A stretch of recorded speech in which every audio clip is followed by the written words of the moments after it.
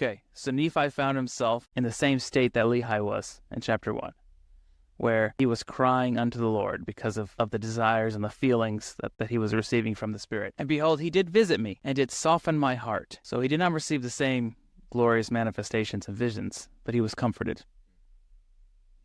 The Spirit did visit him in a way, in a softening of heart, that I did believe all the words which had been spoken by my father. Wherefore I did not rebel. We see here, though, that first Nephi needed to gain a witness and a testimony of truth that had already been revealed, right? Mm-hmm. Lehi receives this vision. He receives this truth, a furthering of his understanding. And did Nephi take that and was able to expand it and receive more of it? No, because first he had to gain a witness and a testimony of what had been revealed already. Right? So going back to kind of what we talked about in week 1 of Come Follow Me in our discussion, you first have to gain a witness of what has already been revealed.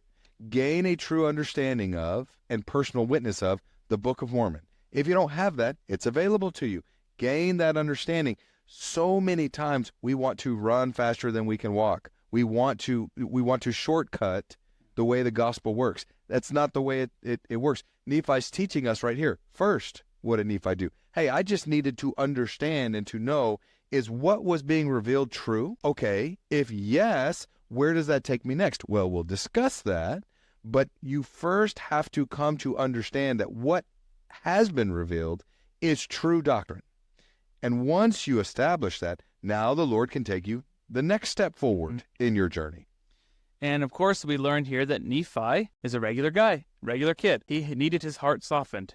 So even though clearly he had maybe a better history of loving the gospel and approaching the Lord, he still needed a softening of heart.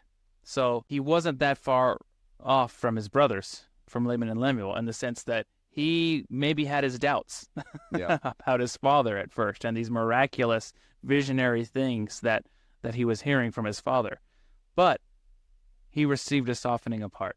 That's the first step, right? A submission. There was a certain submission to the will of the Lord, and understanding that in this case, his father was called to be prophet, and there were incredible and difficult things ahead, and he needed to have that softening of heart first, just so he could be a follower, so he could be a disciple of God, in this case, a disciple of his father, who was called as a prophet, to be able to progress in the journey. And progress in a way that was meaningful and that he could get spiritual growth out of it, different from what we see Laman and Lemuel, where they're just murmuring and not getting anything out of the experiences they're having.